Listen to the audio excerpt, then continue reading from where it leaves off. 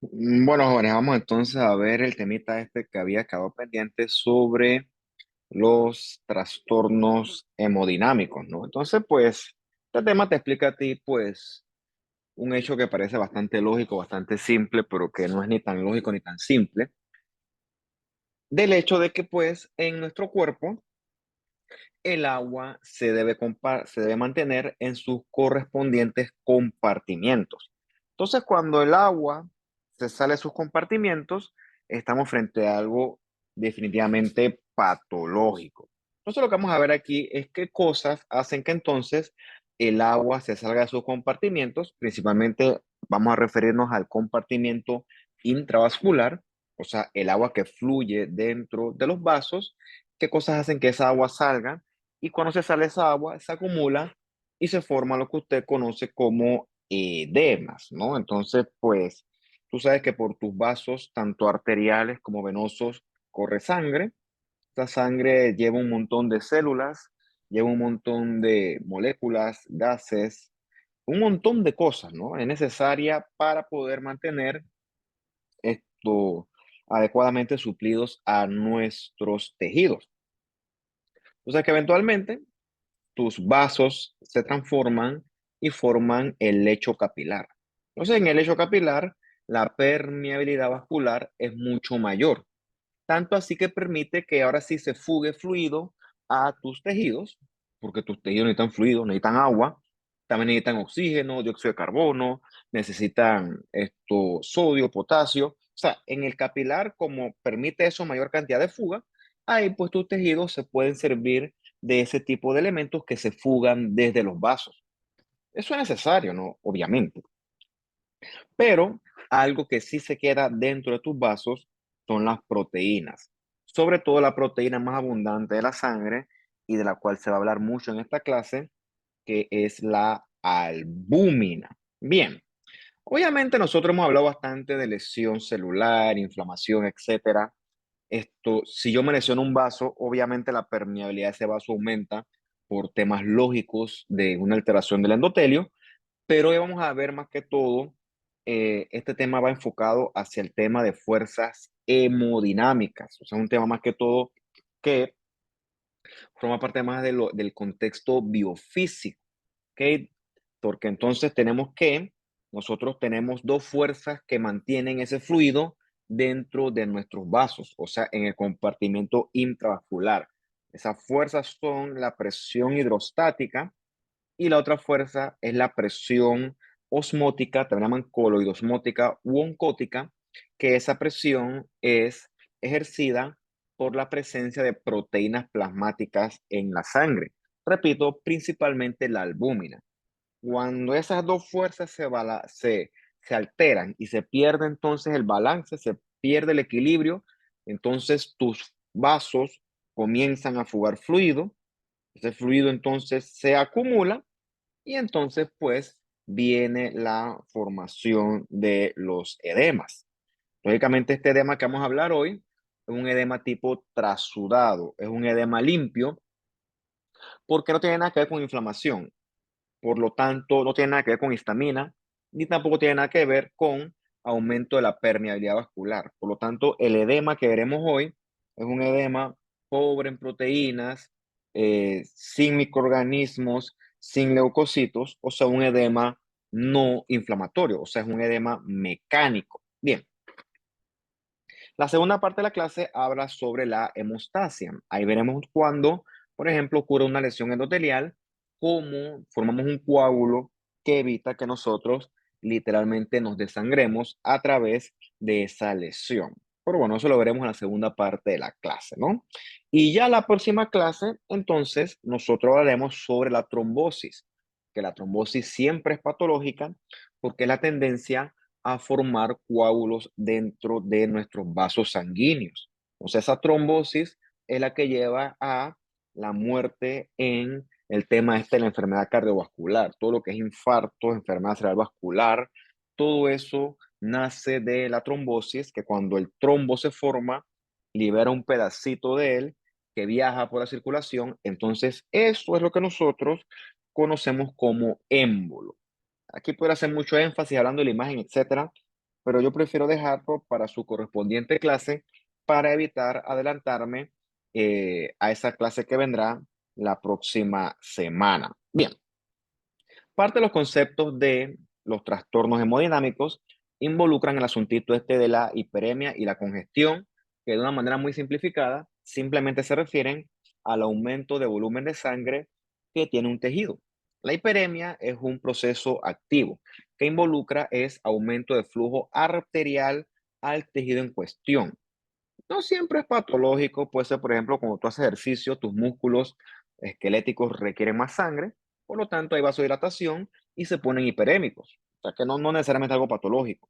Lo que sí es más un contexto patológico es la congestión. La congestión ocurre porque la sangre venosa está tratando de regresar hacia el corazón y algo se lo está evitando. Y por lo tanto, toda la sangre venosa se queda estancada en el órgano en cuestión. Por ejemplo, el hígado, que es un órgano muy voluminoso, que por lo tanto, pues, maneja mucha cantidad de sangre.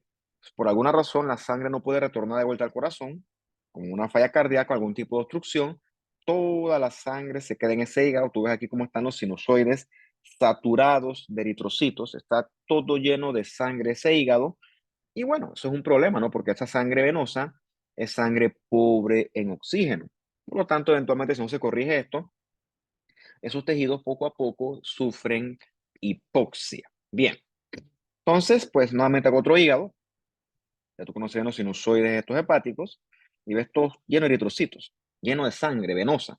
¿Por qué? Porque la sangre no puede retornar y se queda toda acumulada en el hígado. Como te dije, sangre sin oxígeno, pobre en oxígeno, ese hígado va a sufrir poco a poco hipoxia, poco a poco va a haber lesión celular, muerte celular, y poco a poco pues va a haber reparación con intento de fibrosis. Claro, no es una cosa que es súbita, eso ocurre pues poquito a poquito, ¿no? Lo que hay que corregir allí es que está ocurriendo que la sangre venosa no está retornando adecuadamente a el corazón. Cuando tú cortas un hígado que está congestivo, el hígado es el mejor ejemplo, los pulmones también, el órgano está todo húmedo, todo lleno de sangre, como cuando una esponja pues está llena de agua, más o menos así.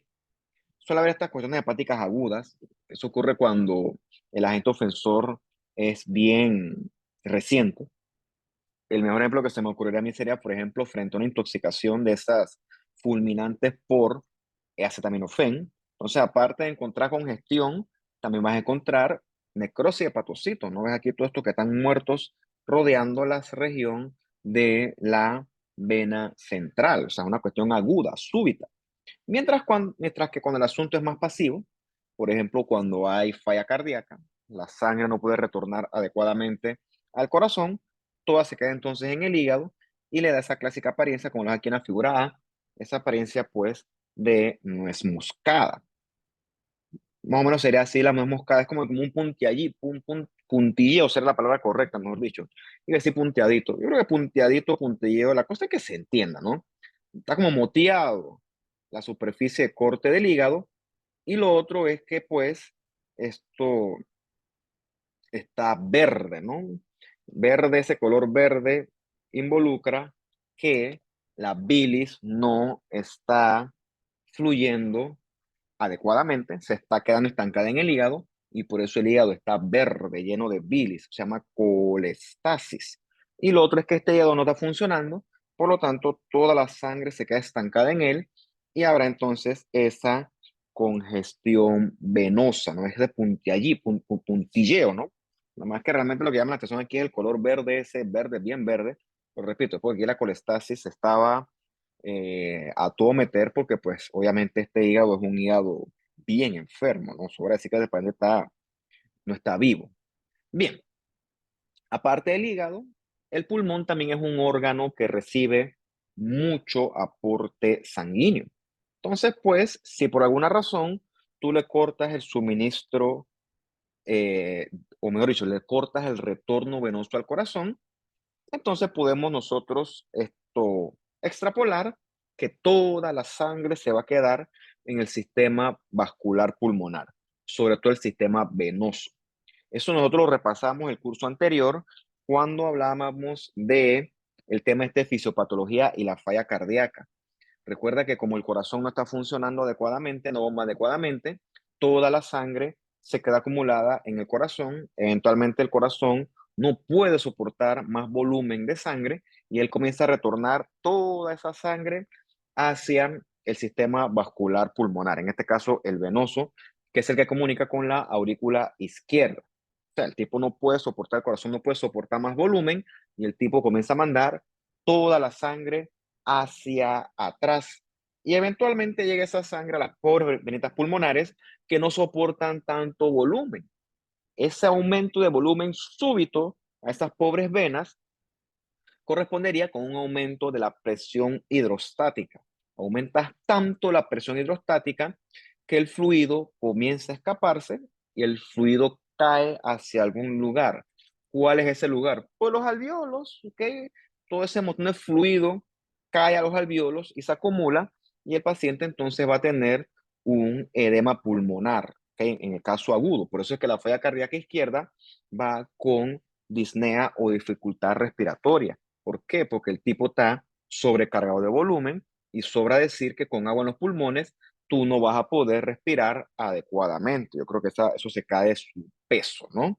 Y lo otro que puede ocurrir también son congestiones crónicas. Recuerda, como es crónico, aquí puede haber inflamación con reparación y lo que vas a encontrar son septos alveolares, sobre todo bien gruesos, y hay tanta sobrecarga de los vasos que no solamente fugas líquido, sino que también comienzas a fugar eritrocitos a los espacios alveolares. Y a tus macrófagos de esa región no les gustan esos eritrocitos y los tipos comienzan a comerse esos eritrocitos, ¿ok? Por eso es que se convierten en macrófagos cargados de hemosiderina, que también son atingentemente denominados como células de la falla cardíaca, la heart failure cells. Aquí en la esquina superior izquierda, un pulmón con sus alvéolos perfectamente normales, llenos de aire como debe ser. Acá ves el edema pulmonar, repito, porque se sobresaturan nuestros alvéolos, perdón, nuestras venas pulmonares se sobresaturan de volumen, tanto así que se fuga ese volumen de vuelta y pues se liquea todo hacia los alvéolos, es como que todo inundado el de agua, se le edema pulmonar agudo, y cuando es crónico, pues lo que hay es engrosamiento de los septos alveolares, bien fibrosos, y se fugan eritrocitos que son fagocitados por diligentemente tus macrofaguitos, ¿no? Esas famosas células de la falla cardíaca. Bien, yo creo que el concepto de edema ya lo hemos discutido bastante en esta clase, pero en estos cursos, porque nosotros tenemos bastante tiempo ya conversando y hablando, incluyendo el curso anterior de la fisiopatología.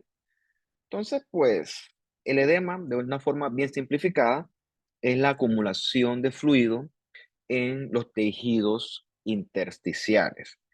Pero recuerda que también se puede acumular fluido en la cavidad pleural, la pericárdica o la cavidad peritoneal. Eso también son edemas que a veces le llaman derrames o efusiones. Sobra decir que todo eso que yo estoy aquí diciendo ahorita mismo, todo eso es patológico. Importante retomar conceptos básicos fisiológicos para entender cómo funciona esto. Uno dirá que el agua, nosotros, que nos hablan de que tú eres pura agua, 60, 70, 75% de tu cuerpo es agua. Ese porcentaje lógicamente es variable. No puedes agarrar a una persona y extraerle todo el agua y hacer un porcentaje real, pues eso no funciona así. Más que todo porque el agua no está en la sangre, el agua está en su gran mayoría dentro de las células. Entonces tuvieras que sacar todo el agua de dentro de las células y pues a mí no se me ocurre en este momento cómo tú pudieras lograr eso. Pero es importante que tengas esta máxima bien clarita. El agua, tu mayoría de agua, se encuentra en tu compartimento intracelular. Entonces, este es el clásico edema de miembros inferiores, que se acumula en miembros inferiores por un tema de gravedad. Todo el agua que se está acumulando se va por un tema de gravedad hacia las piernas. Entonces, tú agarras, no es que está dedicada, el paciente está gordo, no.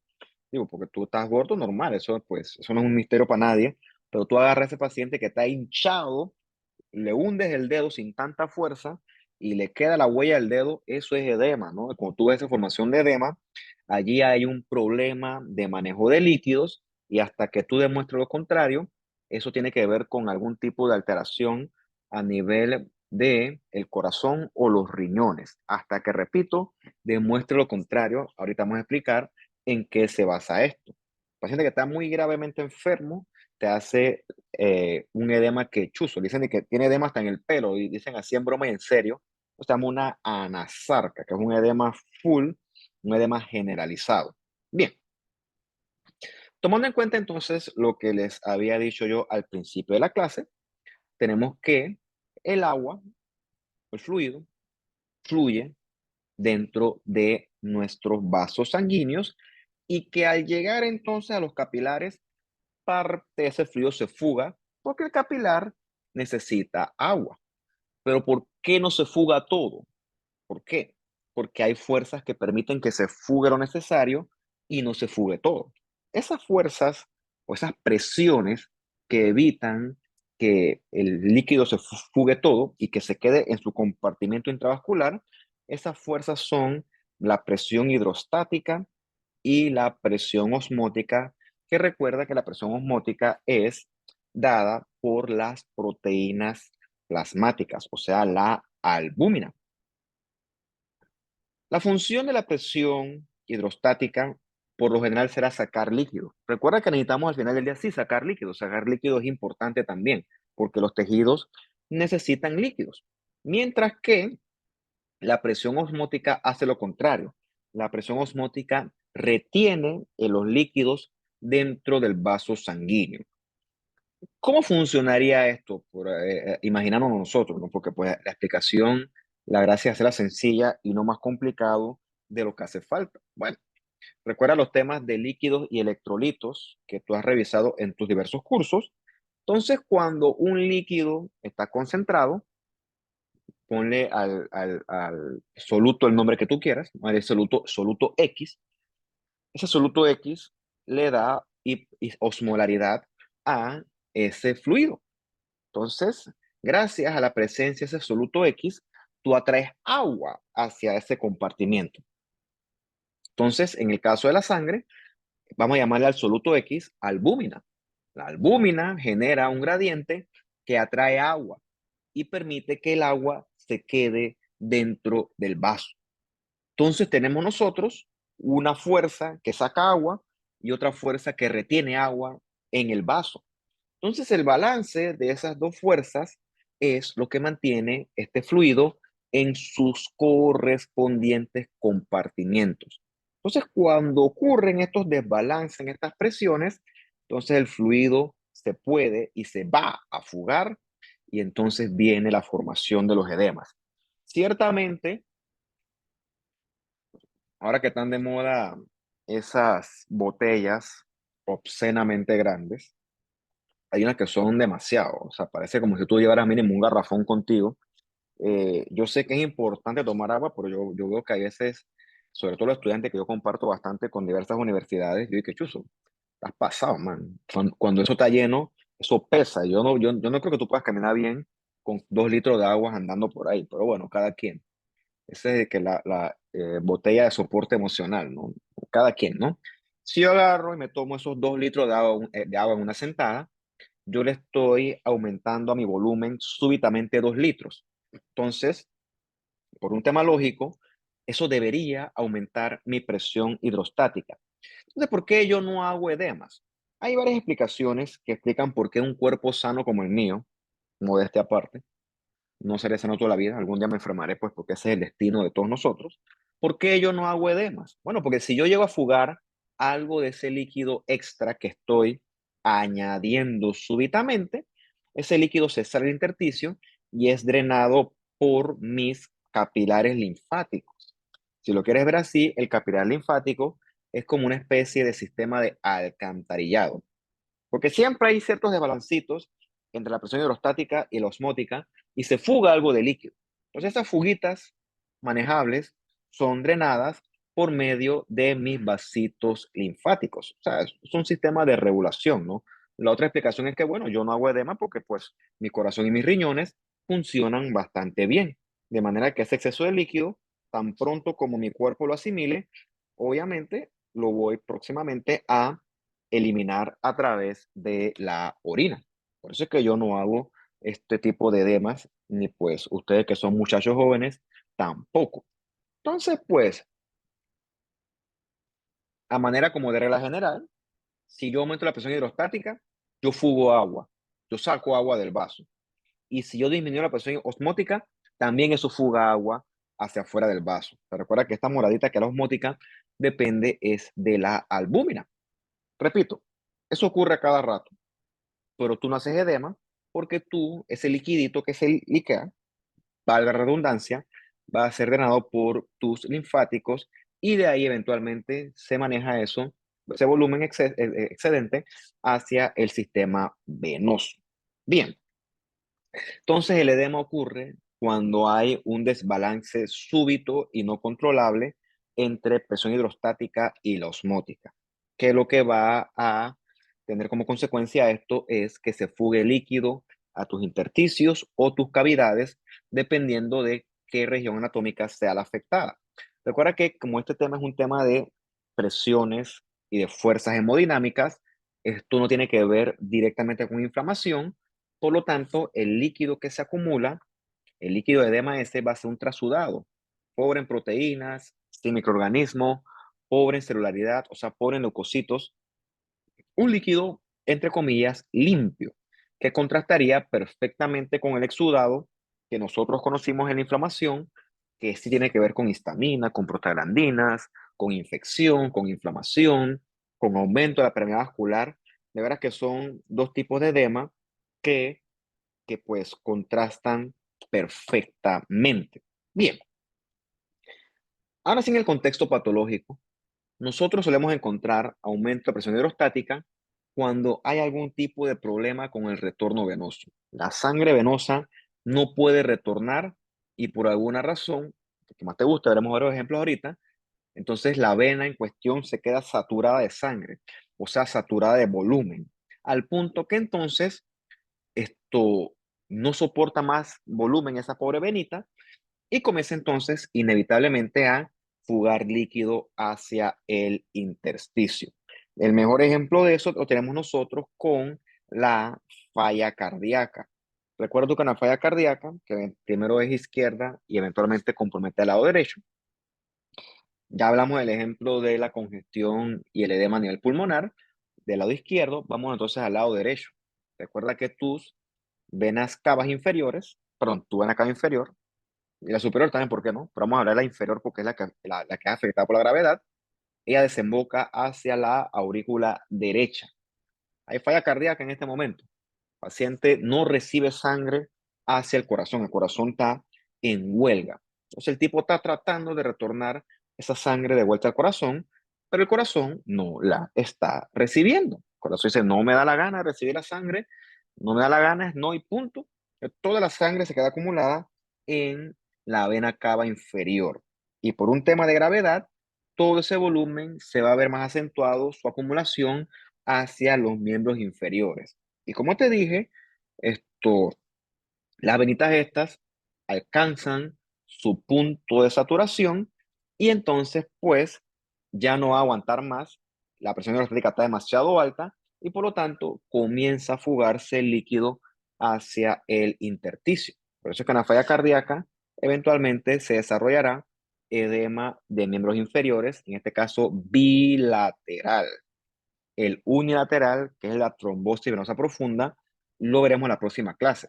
Entonces, todo el volumen se está quedando mal distribuido en las piernas. Entonces, el corazón, ¿qué va a bombear? Poquito líquido.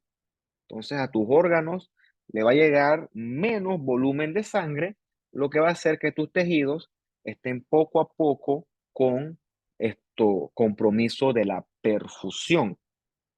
Sabemos que por un tema del curso pasado, un órgano que es muy sensible a esta disminución de la perfusión es el riñón.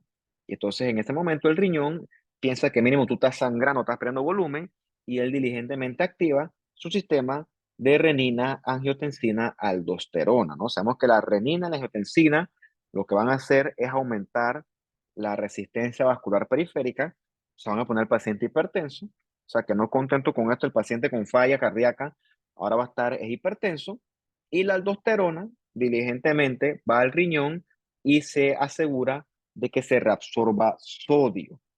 Sabemos que por un tema de reabsorción de sodio, se reabsorbe agua de forma secundaria. Entonces el paciente ahora va a estar hipertenso y ahora va a estar con aumento del volumen secundario a reabsorción de agua a nivel renal, lo que va a empeorar su presión.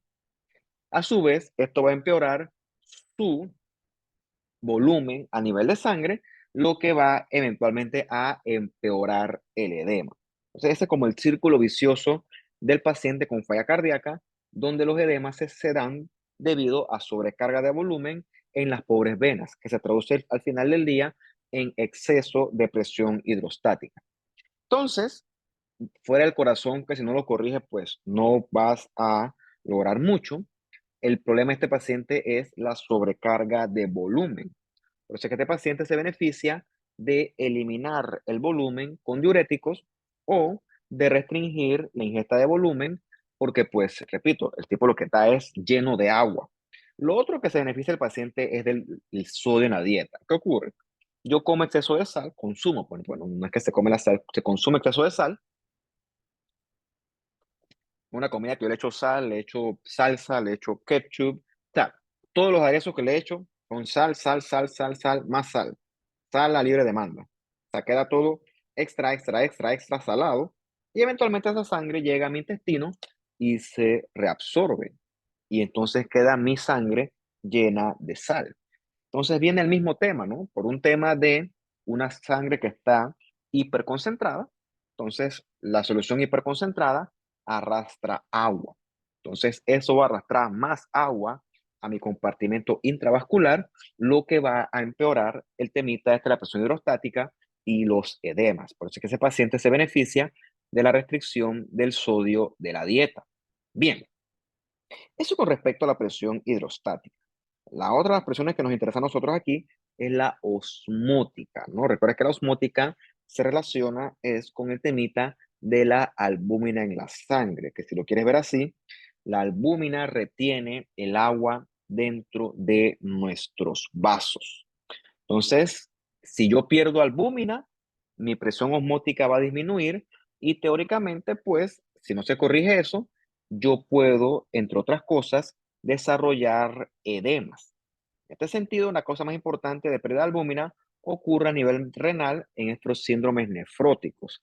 Por alguna razón que son diversas, sobre todo de tema autoinmune, la capacidad de filtración del glomérulo se pierde. Entonces el glomérulo comienza a fugar un montón de cosas que no debe fugar. Entre esas cosas, él comienza a fugar albúmina hacia la orina. O sea que el paciente va a tener proteinuria. Y la proteinuria en este sentido siempre será patológica. De hecho, en cualquier sentido la proteinuria siempre es patológica porque te habla a ti de que está ocurriendo un problema a nivel renal. Entonces, si no lo corrige el paciente, eventualmente te hará este tipo de edemas, sobre todo a nivel palpebral, peri, orbitario, es la palabra que estaba buscando. Lo otro que explicaría un edema por presión osmótica es un paciente desnutrido, ¿no? Un paciente desnutrido, entre otras cosas, no consume proteínas y pues te va a hacer fuga de líquido por un tema de disminución de presión osmótica. Por eso es que los niños que tú ves desnutridos, así en la foto, porque ya eso no es tan normal, no es tan común, sí existe, pero no es tan común, tú vieras que el niño está flaquito, está en los huesos, y pues sí está en los huesos, pero también está súper barrigón. Supuestamente esa barrigota que ellos esto desarrollan es, entre otras cosas, por el temita de edema. Es una barriga tipo edema. Y bueno, lo otro que dicen es que también puede estar lleno de parásitos. No tiene sentido, ¿no? Y lo otro es que, por ejemplo, te recuerdas que tu albúmina se sintetiza en el hígado.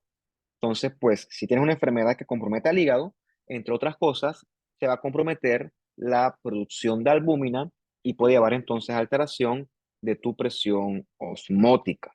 Bien, otro tipo de edema que vemos es en el escenario de una obstrucción linfática. Este que está acá es un clásico de la literatura médica. Ocurre por estos parásitos tipo filarias. Las filarias se meten en los conductos estos capilares linfáticos, los obstruyen y entonces yo no puedo drenar mi fluido que se acumula y eventualmente lleva a este aumento del volumen de la extremidad afectada. Eso lo llaman elefantiasis, ¿no? Repito, como a usted le gusta mucho su parasitología, se asocia con estos gusanitos, estos buchererias y compañía que pues yo no tengo duda que usted sepa más de eso que yo. El problema aquí es el drenaje linfático. Otro que ocurre es cuando tú obstruyes un vasito, por ejemplo, en el contexto de un émbolo tumoral. Eso ocurre en estos casos como lo tienes aquí, de una epidermis, lógicamente, y entonces ve los espacios vasculares ocupados por células tumorales. Eso ocurre en los cánceres de mama que están bien avanzados.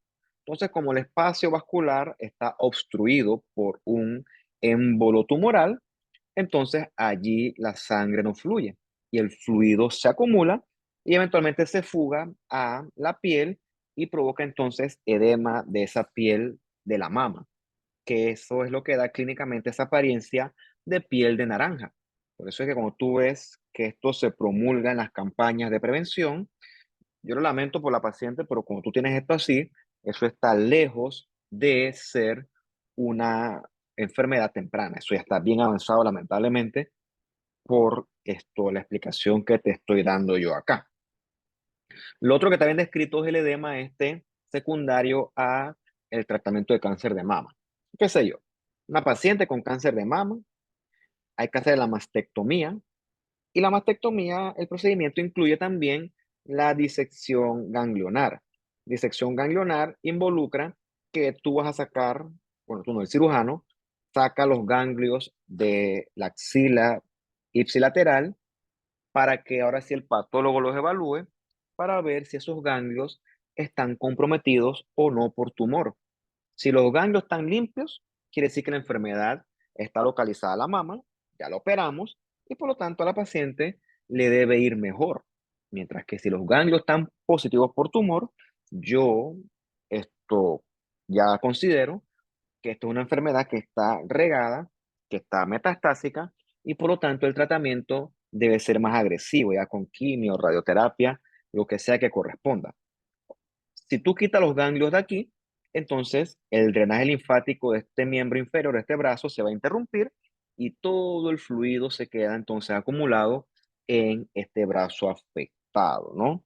Entonces, eso es una complicación que surge producto de un procedimiento médico, ¿no? Es una complicación que es considerada en el terreno de la iatrogenia. O sea, el cirujano no quería hacer esto, pero es una complicación que ocurre y está bien descrita en la literatura. Será por, en este caso, este último, por obstrucción a nivel linfático. Bien, el edema es bastante evidente clínicamente. Como tuve los pies, los pacientes con estos pies que parecen unos auténticos tamales, y le hundes el dedito y se queda la marca, eso te habla a ti de que hay un edema allí. No es que está gordo, está edematizado. Y por los temas que hemos hablado, esto puede ver ya sea con corazón o con riñón, hasta que se muestre lo contrario. Un órgano edematoso obviamente es mucho más grande, está lleno de líquido. Eso es bien evidente en las autopsias del pulmón y esto es peligroso, por ejemplo, en el cerebro, ¿no? En el cerebro, cuando hay mucho edema, el cerebro no tiene para dónde coger. Y entonces él se comienza a empujar contra las paredes del cráneo, porque pues está todo hinchado ese pobre cerebro. Y entonces, pues, eso sí puede ser peligroso, porque eso sí puede matar al paciente. Eso es lo que ocurre en el contexto de una enfermedad cerebral vascular. O sea, hay mucho aumento de la presión intracraniana. No es la mejor foto, pero aunque sea una foto de verdad, mira, mira en comparación con la mesa de disección, mira el volumen, el tamaño de esos pulmones. O sea, el pulmón literalmente no cabe en la mesa. O sea, unos pulmones enormes, grandísimos, secundarios a un montón de edema. Bien, el edema puede ser algo molesto, algo fastidioso. Realmente, pues no indica que hay algo más de fondo, pero sí puede ser fatal, por ejemplo, cuando el tema comprometa al cerebro. El cerebro no tiene para dónde coger, pero está empujándose contra las paredes del cráneo hasta que eventualmente dale chance y él encontrará una salida a través del foramen magno. Y cuando eso ocurre, el paciente dice puede morir porque eso compromete sus centros que controlan funciones vitales como la respiración. Eso ocurre cuando el cerebro está muy inflamado, secundario, por ejemplo, a una enfermedad cerebral vascular. Recuerda que eso produce mucho tejido cerebral necrótico que trae inflamación por todo el temita que nosotros vimos en la clase de la inflamación. Entonces, si el edema es una cuestión que pues debe ser manejada con delicadeza, porque repito, puede ser leve, molesto, hasta bien peligroso. Bien, del cerebro entonces, el cráneo, primera que tiene tejido muerto, aquí hay un montón de edema por un tema este de inflamación y todo el cerebro se hincha. Entonces, ¿para dónde va a agarrar él? Entonces, al final del día, si es lo suficientemente poderoso ese aumento de presión, esto es un buen orificio para salir. Se sale el cerebro por aquí y eso pues sí es realmente fatal en este tipo de pacientes que sufren estos eventos tipo isquémicos. Bien.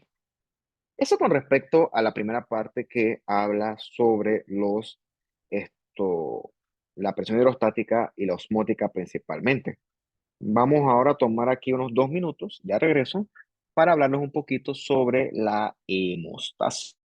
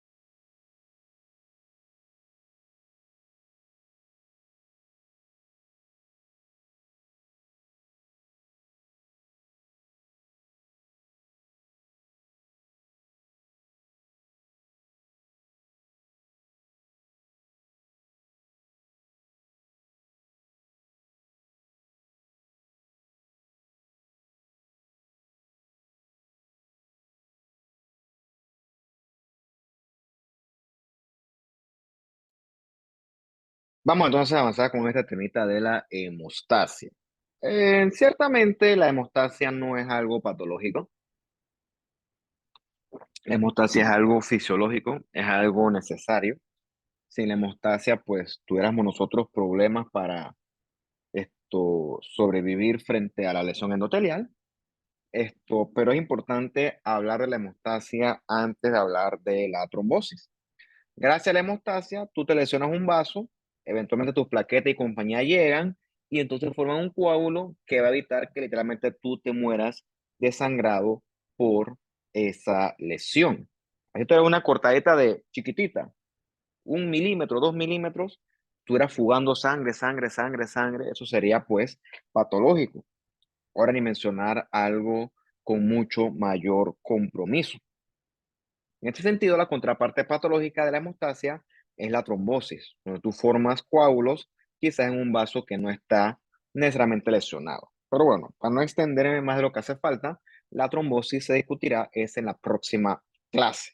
Bien, como todo aquí, sobra decir que la hemostasia es un proceso bien regulado, es un proceso bien equilibrado, en donde los principales protagonistas serían, para mi concepto, primero el endotelio, entonces es fundamental en el temita este de la hemostasia, y de segundo lugar las plaquetas y los factores de coagulación.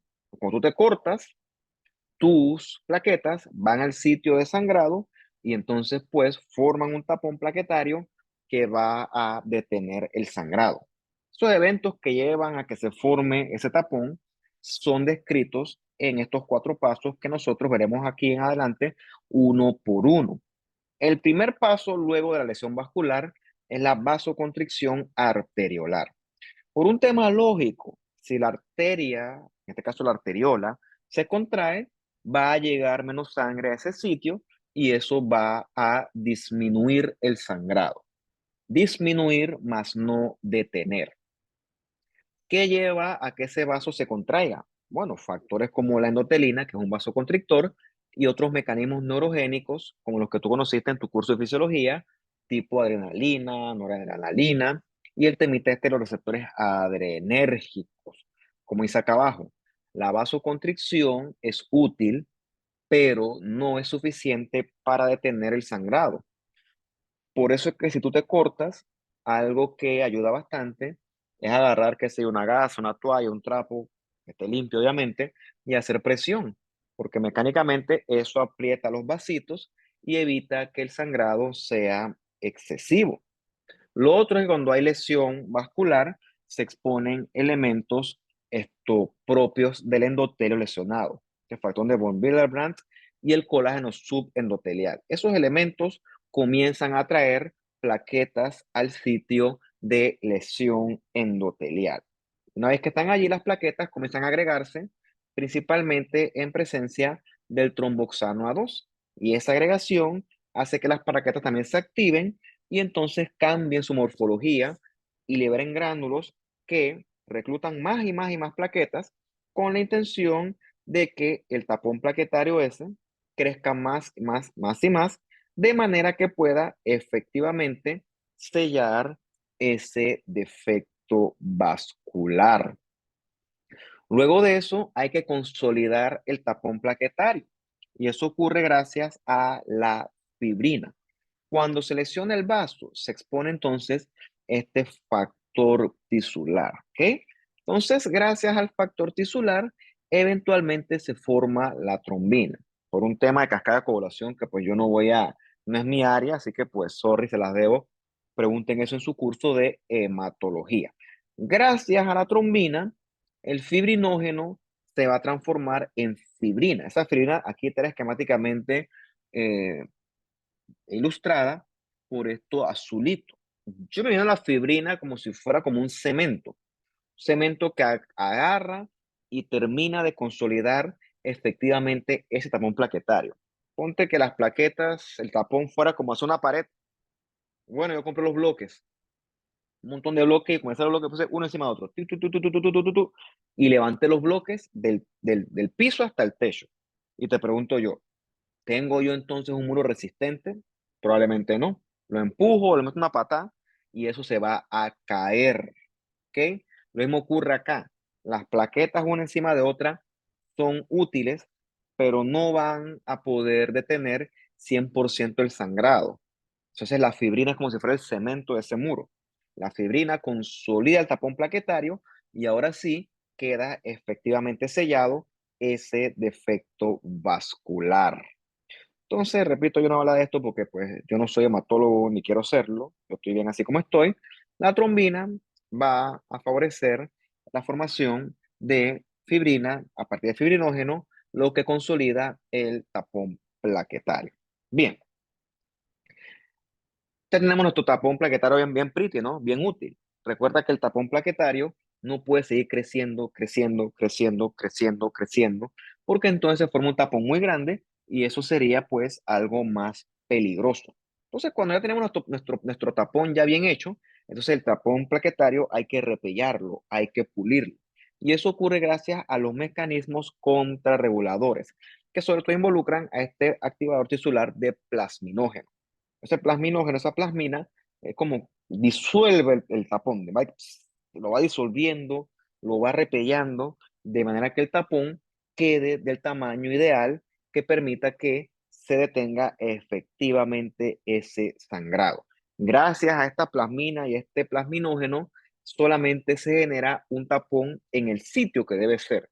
O sea que si yo me lesioné el vaso X es el que recibe el tapón, no el vaso A, B, C, D. No, no, no, eso fuera peligroso, eso fuera un evento trombótico. Bien, como mencioné anteriormente, el endotelio es fundamental para que se dé este fenómeno de la hemostasia. Fundamental, es el maestro de orquesta.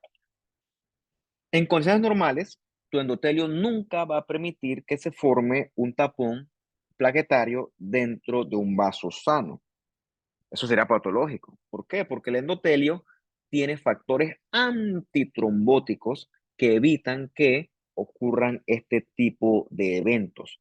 Factores que inhiben la agregación de las plaquetas, inhiben la coagulación y promueven la fibrinolisis. Fibrinolisis, como dice la palabra, fibrino, de fibrina, lisis de disolución. O sea que si tú formas, por así decirlo, sin querer queriendo un coagulito, tu fibrinolisis va a disolver ese coágulo de manera que ese asunto no avance más de lo que se debe. Cuando tu endotelio por X, Y o Z motivo es atacado, entonces tu endotelio cambia hacia un endotelio procoagulante, un endotelio protrombótico que ahora sí va a tener la función de generar un tapón plaquetario. En ese papel también participan las plaquetas, que las plaquetas que derivan de los megacarocitos llegan al sitio de lesión vascular y comienzan a generar, o secretar mejor dicho, un montón de gránulos alfa, delta, que hacen que las plaquetas se comiencen a pegar una encima de otra, de manera que se forme un tapón que efectivamente selle el defecto vascular. Eso ocurre gracias a que las plaquetas son atraídas por la exposición de elementos propios de la pared endotelial, elementos que se expusieron debido a la lesión propia del endotelio. Las plaquetas llegan ahí, liberan sus gránulos, cambian de morfología y se van pegando una encima de otra con bastante destreza. ¿Ok?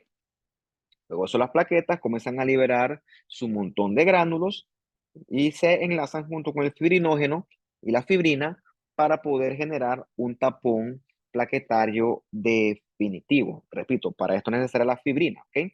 Recuerda que las plaquetas se agregan en presencia de tromboxano A2.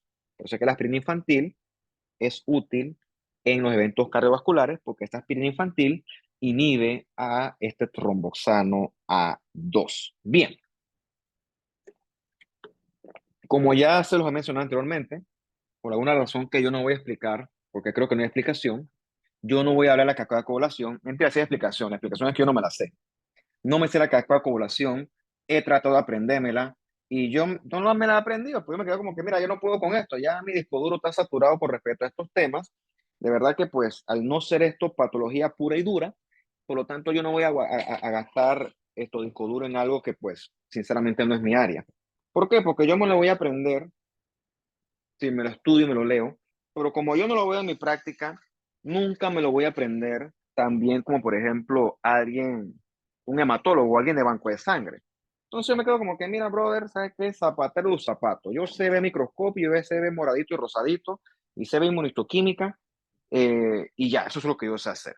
Entonces, si tú quieres saber cascada de coagulación, yo te sugiero que vayas a preguntarle a alguien que ve eso todos los días. O sea, a mí no me da ni pena ni nada de eso. Yo, pues, yo sé lo mío y lo que yo sé me lo sé bien y lo que no sé, pues no me lo sé, punto. Yo nunca he predicado aquí de decir que yo soy el que más sé, que yo soy el que más sabe.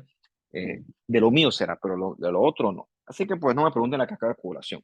A mí solo me interesa que la cascada de coagulación da como resultado la formación de la fibrina. Entonces, esa fibrina es lo que termina de consolidar ese tapón plaquetario y efectivamente hace que sea un tapón definitivo, ¿ok? Y gracias a esa fibrina, entonces, pues, yo puedo sellar mi tapón y evitar morirme de sangrado, literalmente. Entonces, en función de la trombina, que la trombina tiene muchas funciones para fines prácticos de esta clase. La más importante es favorecer la agregación plaquetaria y favorecer la formación de fibrina por medio del fibrinógeno. Bien, entonces ya tengo mi tapón plaquetario, fabuloso, ¿no? Ya entonces me salvé de morir desangrado. Recuerda que el tapón no puede seguir creciendo más de lo que debe. Eso será patológico. ¿Cómo yo controlo el tamaño del tapón plaquetario? Gracias a los mecanismos contrarreguladores, mecanismos que van a ir repellando y van a ir puliendo ese coágulo si este es muy grande. Y también estos mecanismos fibrinolíticos van a hacer que eventualmente ese coágulo sea disuelto cuando el vaso es efectivamente reparado. Dentro de esos mecanismos que permiten la fibrinolisis, un elemento muy importante es la plasmina, ¿no? Esa plasmina disuelve esa fibrina. Por eso que si un paciente tiene alta sospecha de trombosis, mientras él está formando trombos, al mismo tiempo como los trombos son patológicos anormales, su cuerpo los va a tratar de disolver. Cuando tú tratas de disolver trombos, se libera dímero D, que el dímero D sí es medible a través de pruebas de laboratorio. Por eso que frente a alta sospecha clínica y un dímero D anormalmente elevado, el asunto es altamente sugestivo de que el paciente tiene una trombosis de algún tipo. Repito, no es que dímero D elevado igual a trombo, ¿no? O reitero, porque realmente pues puede elevarse en muchas condiciones relacionadas con la inflamación. Por eso que aquí todo tiene que ir casado con su correspondiente contexto clínico. Entonces, pues, esta plasmina se puede sintetizar de forma artificial y se obtiene esta TPA, ¿no? Que esa TPA es útil para la terapia con fibrinolisis. Por ejemplo, el paciente te hace un infarto, tiene un trombo reciente en esa arteria, se puede llegar a ese sitio de este trombo, administrarle este TPA y entonces, si el paciente, pues, esto es candidato, el trombo se disuelve y la obstrucción, pues, se libera. Obviamente el asunto es mucho más complicado de lo que estoy diciendo, pero es para que te hagas más o menos una idea, ¿no? Entonces, pues, como te dije, ¿no? El endotelio se encarga de regir todo esto. Reitero, en condiciones normales, tu endotelio es anticoagulante y también favorece la esto, fibrinolisis. Pero cuando tu endotelio es lesionado, él cambia a un perfil protrombótico, o sea, procoagulante, con la intención de poder generar el tapón plaquetario definitivo que pues tanto te he hablado yo en esta sección de la clase, ¿no? ¿Qué hace el endotelio para ser anticoagulante en condiciones normales? Bueno, lógicamente es una barrera que no permite que se expongan los elementos subendoteliales, por lo tanto no se atraen plaquetas a ese sitio. Lo otro es que expresa elementos que inhiben la agregación plaquetaria, como la prostaciclina, y también nuestro endotelio va a alterar la función de la trombina, de manera que no se debe formar en condiciones normales este fibrinógeno y esta fibrina como tal. También el endotelio secuestra o atrapa factores de coagulación, también genera moléculas que son similares a heparina, que la heparina es, entre otras cosas, un anticoagulante, y también, pues repito o reitero, el endotelio normal modifica los efectos de la trombina de manera que se pierde su actividad procoagulante. Y también un endotelios normal tiene funciones de tipo fibrinolíticas. O sea, en conclusión, un endotelio normal nunca va a permitir que se forme un coágulo dentro de un vaso sanguíneo por su perfil anticoagulante. Como ya esta clase 1 millón de veces yo pude ir más rápido, en verdad pues no tengo necesidad de estar hablando de más. Así que bueno, yo creo que es mejor para todos. Igual si revisan esto con calma cuando tengan chance. Y si usted tiene dudas, preguntas o comentarios, pues es libre de hacérmelos esto en horas laborables, pues. Entonces cuídense y que estén bien. Hasta luego.